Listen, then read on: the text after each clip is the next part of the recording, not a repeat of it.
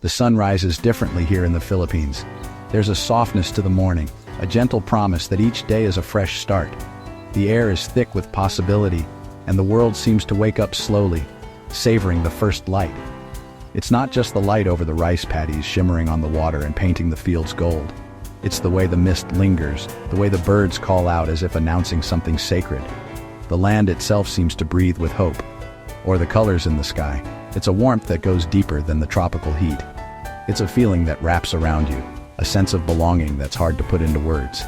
Here, mornings are not just a time of day, but a celebration of life itself. It's the same warmth I found in Maria, my fiancée, who brought me across an ocean to this beautiful, chaotic land. She showed me that home isn't always a place. It can be a person, a feeling, a new beginning.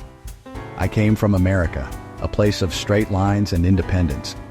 Here, life flows with its own rhythm, guided by community and family.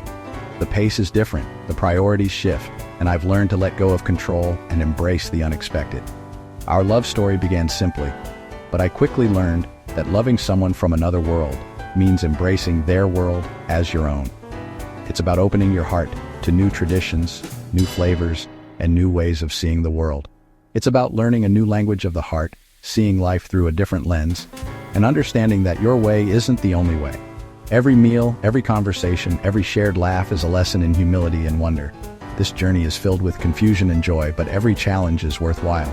There are moments of misunderstanding, of feeling lost, but also moments of discovery, about each other and about ourselves. Living here has reshaped my understanding of love and commitment. It's not just about grand gestures, but about showing up every day, even when it's hard, and choosing each other again and again. The Philippines and Maria have shown me a depth to those words I never imagined. Love here is patient, resilient, and fiercely loyal. It weathers storms and celebrates the smallest victories. Here, love is intertwined with family and community, a shared responsibility that's both daunting and beautiful. You're never alone. Your joys and struggles are carried together, woven into the fabric of daily life.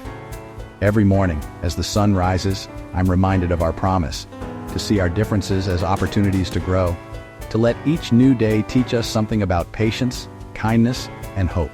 Some days, the cultural divide feels like an ocean. But Maria's smile reminds me that with love as our compass, we can navigate any sea. Together, we find our way, even when the path is uncertain. Our journey is proof that love knows no borders. It's a bridge between worlds built on trust, laughter, and the courage to begin again. This is our story, two hearts learning to beat as one, even when they come from worlds apart. And as the sun rises each day, so does our hope for the future together.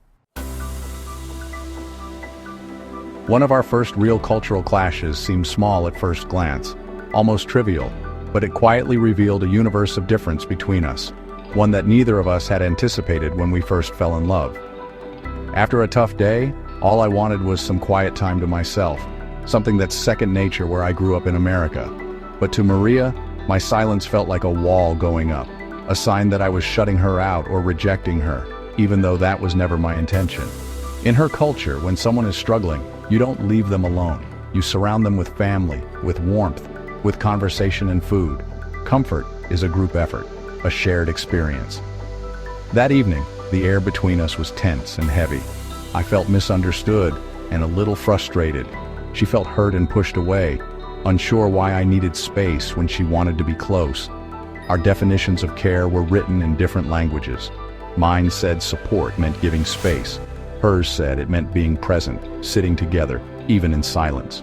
Neither of us was wrong, but it was as if we were following different instruction manuals for love and comfort, each convinced our way was the right way. Then there was time, another difference that crept into our lives. I grew up where on time meant arriving early, where punctuality was a sign of respect. Here, time is more fluid, more flexible, what everyone calls Filipino time. We once arrived late by my standards, feeling anxious and apologetic, only to find we were the very first ones there.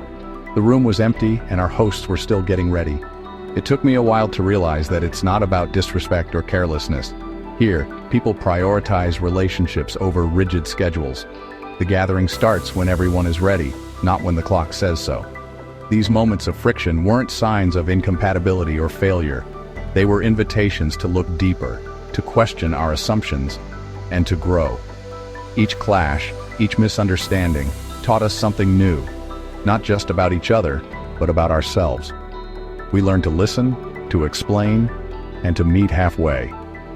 We discovered there's more than one right way to live, to care, and to love. Every family, every couple finds their own rhythm, their own language of affection. Our worlds collided gently, not with a crash, but with a quiet invitation to question what we thought we knew, and to build something new together. Every difference became a lesson in disguise, a chance to understand each other more deeply and to laugh at our own stubbornness. We learned to see these moments not as obstacles, but as opportunities to grow. That's how we move forward, side by side, learning, adapting, and loving together. In America, family's important, but boundaries are clear. You grow up, move out, and make your own decisions. In the Philippines, family is the fabric of your existence, beautifully, sometimes confusingly, blurred. Loving Maria meant joining her entire clan, not just her. Decisions, like where to live, became family discussions, not just ours. At first I saw it as interference. They saw it as love and support. The value of pakikisama, group harmony, means decisions benefit the collective. It took time to see this as a safety net, not a burden. Maria discussing our plans with her mother wasn't betrayal, it was honoring her family. I had to loosen my grip on Western individualism and open up to a more communal way of living. Here joys are shared and multiplied, and sorrows are divided and carried by many. Love alone wasn't enough. We needed boundaries to honor both our cultures. Setting boundaries was delicate but essential. Finances were our first challenge. In the Philippines, family support is expected. My American mindset valued independence. We created a joint budget, savings for us, a family fund for genuine needs.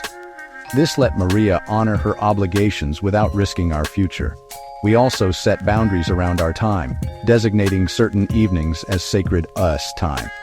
Maria learned to gently ask family to visit another day, which was hard but necessary. These boundaries anchored us, letting us be a couple, not just an extension of a larger family. It's how we protected our relationship in the tide of tradition. Patience has been our greatest teacher. I struggled with tempo, Maria's silent withdrawal when hurt. My directness only made it worse. I learned to offer gentle affection, not demands. Communication was another challenge.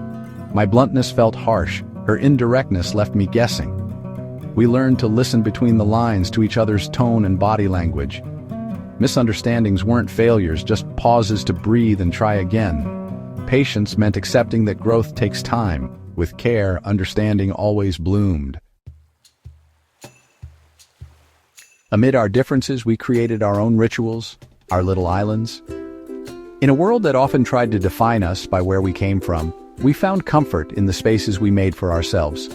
These moments became our anchors, little sanctuaries where we could just be us, away from the noise and expectations. These weren't American or Filipino traditions, but ours. They grew from our shared laughter, our inside jokes, and the small joys we discovered together. Each ritual was a thread, weaving our two stories into one tapestry. Our favorite, the sunset summary. Every evening, we watch the sunset and share one good thing and one challenge from our day. It's a gentle pause, a way to check in, to listen and be heard, no matter how busy life gets. It keeps us in sync, a daily window into each other's worlds. Even on the hardest days, it reminds us that we're facing life side by side, not alone. On Fusion Fridays, we cook meals blending our cultures, adobo pot pies, cheeseburger, lumpia. The kitchen fills with laughter, the air thick with spices and stories from both our homes. Sometimes delicious, sometimes disasters, always fun. We celebrate the wins and laugh off the flops, knowing it's the experience that matters most. The food is secondary. It's about creating something new together. Each meal is a memory, a story we'll tell again and again.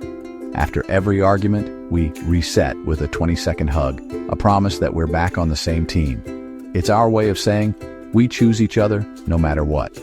These rituals are our refuge, reminders that we're not just an American and a Filipina, but two people building a shared life. They help us remember why we started this journey together. They anchor us when cultural expectations blow hard. When the world feels overwhelming, these small acts keep us grounded and connected. Our private world is where our two lives merge seamlessly. Here, we can be vulnerable, silly, and completely ourselves. These small acts of connection are the bedrock of our relationship. They're the quiet moments that matter most, the foundation we return to again and again. Together, we build a culture all our own, one that's ever evolving, shaped by love, laughter, and the life we're creating, hand in hand. Our relationship is built on a never-ending conversation. We learned not to make assumptions. What's obvious to one is foreign to the other. Communication had to be intentional and constant. I learned to explain the why behind my actions. Maria learned to voice her needs directly. We check in regularly. How are we doing? Is there anything unspoken? These talks prevent small resentments from growing. It's daily work, but it keeps our bridge strong. Curiosity always wins over criticism. This ongoing dialogue is the heart of our love. Every day we choose, build a wall or a bridge. Walls are easy, built from frustration and stubbornness. Bridges require patience, empathy, and respect. We committed to being bridge builders. I learned to ask why, not just judge. Understanding Maria's culture replaced frustration with respect. Maria built bridges too, defending me, explaining our love to her family. We found a third way, a budget that honors both our goals, a communication style blending directness and gentleness. Each compromise is a plank in our bridge. Bridge building is the essence of our love. It's daily work, choosing connection over conflict. Our love spans worlds because we build, not divide. This is the architecture of a love that endures. Our love story isn't a fairy tale, it's real, written in two cultures. Loving Maria made me more patient, empathetic, and open-minded. She's found her voice, balancing cultural duties and personal dreams. We don't erase our differences, we celebrate them. Our future is an open book, written together, one day at a time. The most important lesson, love built on communication and respect can weather any storm.